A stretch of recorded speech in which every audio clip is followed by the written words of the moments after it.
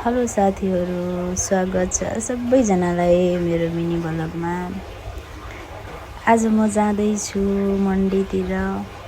मन्डीमा entry गर्ने बित्तिकै मैले देखेँ पानीपुरी देखेर नखाने त कुरै भएन साथीहरू। पानीपुरी खाइसकेपछि मलाई लागेको थियो पिरो। त्यसपछि हामीले पियौँ उखुको जुस पिएर लागे म मन्डीभित्र।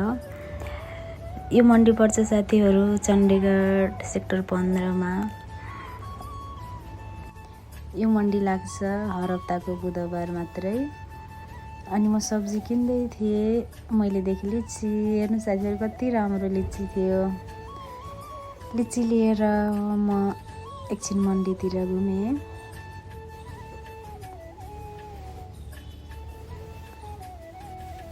त्यसपछि मैले घरमा चाहिने सबै सामानहरू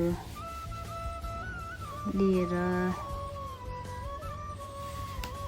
म जाँदैछु घरतिर।